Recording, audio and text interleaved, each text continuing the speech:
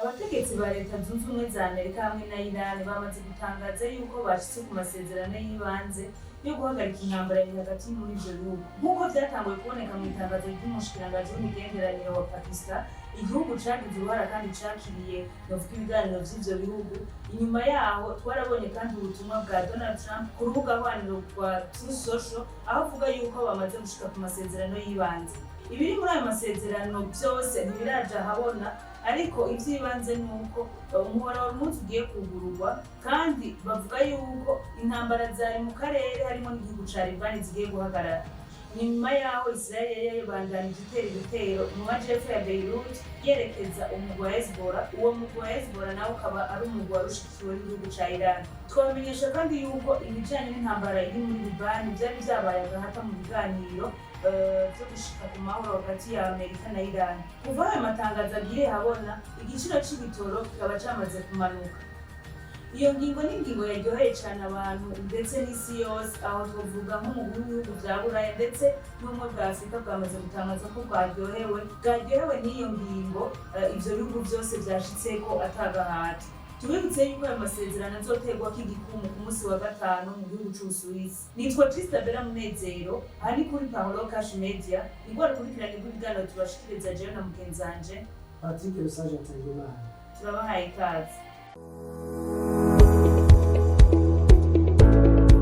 Biragoye cyane gutera imbere kandi biranorosha gutera imbere mu gihe ujanye n'ibihe vya none, mu gihe ujanye n'ibihe turimo, kuko ntushobora kuba ukiri mu bihe vya kera ushobora gutera imbere. Ni kubaho uzi ahisigeze, ni kuba uri gukora woroherezwa ibikorwa vyawe biriko biravansa bitewe n'uko uri gukoresha internet inyaruka. Abahinga barerekana ko ata internet no musi iraboneka inyaruka isumba Starlink. Ni benshi bidoga ngo bakoresha connection zikwega ivyo bakora ngo ntibikunda. Ico kibazo rero muri Palo d'Argent twaramaze kugitorera umuti. Turafise wifi Starlink, turayikotesha kandi ku mahera make cyane, ku buryo tuyiguhaye uba wibaza ko menga turanakugabiye kuko uyikoresha nka gwawe kandi ku giciro gito cyane. Ivyo twabishize kugira ngo tuje hamwe twese kugira dutere imbere twese. Ayo mahirwe rero ntagucike, wewe umvirije video urayisangiza abandi kugira ngo nabo ayo mahirwe ntabacike. Kuba yifuza canke kubaza kuba intéressé kumva yuko bakeneye internet canke abahora bayirondera bakabura iyo bayikura, dukorera muri Excellence House, ni mpande ya building ya Limitel muri ville mu gisagara ca Bujumbura. Mu gisagara ca Bujumbura hagati muri ville. Ntihagoye kugenda wurutsa amabisi uramanuka gato ucubona kuri Limitel. Iyi building iri mpande yayo Excellence House, etage ya nyuma ya kane numero 17. Abafise imanza, abafise ama evenema, abantu bashaka gukora ama live streaming, abafise ama réunion, ama conference, nimuze tubahereze wifi inyaruka izotuma ibintu byanyu bigenda neza, izotuma ibikorwa byanyu atawicisha mu ijisho. Ushaka kwakura cyangwa gutanga commande kuko uburyo bugezweho bwirukirwa na benshi, nomero niyi mubona iri kiraca munsi.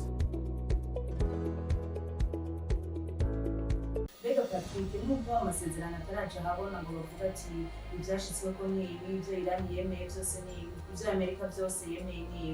twobwizera yuko ineza igiye gutsinda intara amahoro akagaruka. Ubona yuko nuvuga ingwano hagati ya Amerika na Iran yarigajishinga mu isi yose. Ego cyane umuntu yokeza novuga yokeza impande zose Leta Zunze Ubumwe za Amerika na Iran, nico kumwe n'ibihugu byafashije kugira ngo amasezerano yagiye, kubera ko n'ibindi bitari byoroshe. Twamye tubivuga twerekana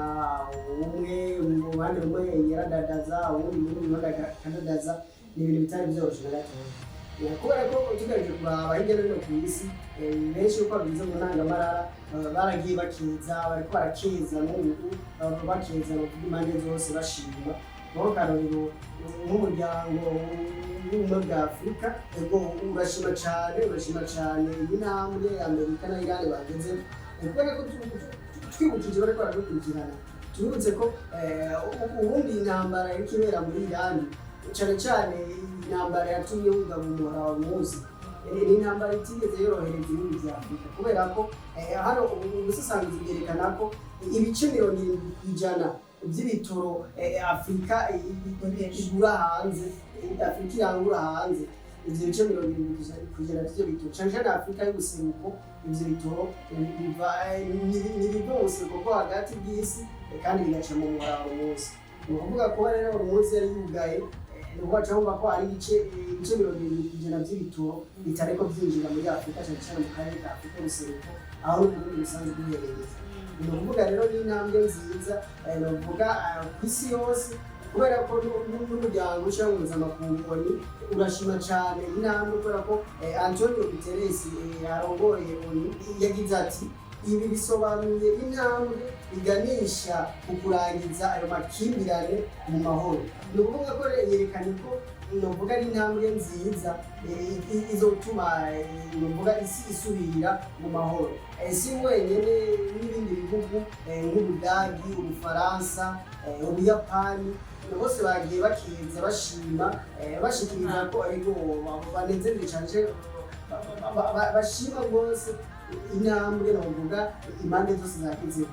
Ariko gusa ikintu kigihari novuga nk'agahazi iyo nca hose nubwo iyo ntambwe bayigezeho ni ku kibazo cya Israel. Kandi bavuga Irani yamenyejwe yuko bavuga ibiganiro ni intambwe imwe ariko ibiganiro by'ubandanya ego cyane rwose tufote nka faze n'ikigabane cya mbere kubera ko ku ruhande rwa Israel iyo iriko imenyesha ko novuga iyo izobandanya abasirikare bayo ingabo za Israel zozo zizoguma muri Libani kandi iyo nayo ari condition ya mbere sisa novuga umuvyeyi Irani yasaba icyo cari biravuga iti niba dushitse ku masezerano twumvikane ko Israel izoshikura ingabo zayo muri Libani, Israel ireke kugura ibitero muri Libani, Israel ireke kugura ibitero kuri Hezbollah. Umugabo rero Israel ivuga ko izoguma muri Libani kandi ikagabisha ko mu gihe igitero cyose Irani yokora kuri Israel mu bijyanye no kwihorera ku bitero byo muri Libani, ibyo Israel ivuga ko bizoca bituma Israel ibona yuko isubiye gusumbutswa novuga intambara ibyo bisa nk'ibyo bivutse bishasha. Ni ukuvuga ko Israel yerekana ko nubwo amasezerano bayashitseko ntibibuza yuko novuga imvururu cyangwa umubano mubi wari usanzwe uri hagati ya Israel na Iran bisigura ko umubano mubi uzocuhera. Ni bimwe Patrick twavuga yuko muri iyi ntambara twagiye turabona amaparti yose yego twagiye tubona Israel yarashikiye ibiganiro ko yarashaka yuko nawe yavuga ati nanjye icyo niyemeje kuzobandanya. Mugabo Iran nayo kubera Amerika yiteye yifadikanije na Israel ni kondisiyo yayihaye Amerika nayo yego cyane rwose. Nubwo tutazi ibyo bumvikanyeho iyo bica hose tuzobimenya tumenye duti bumvikanye ibi tubitsa bariko baradukurikirana kuko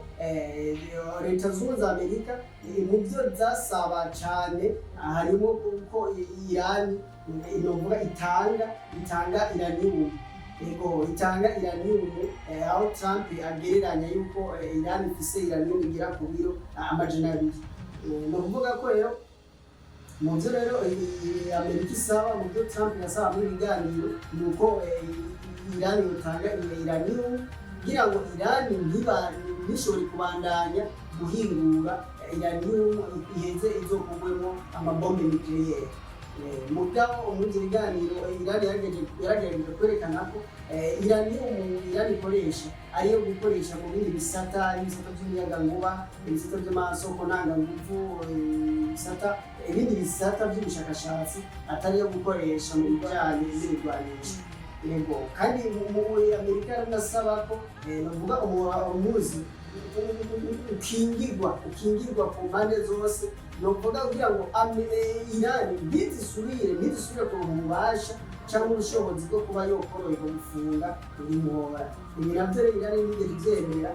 kubera ko dufate ku miterere y'isi aho Iran isanzwe iherereye n'aho umuhora Ormuz uherereye. Ubundi uyu muhora uca hagati novuga utuma utanga urubibe mugabo utanga urubibe rwa Iran na Oman. Mugabo rero ikibazo gihari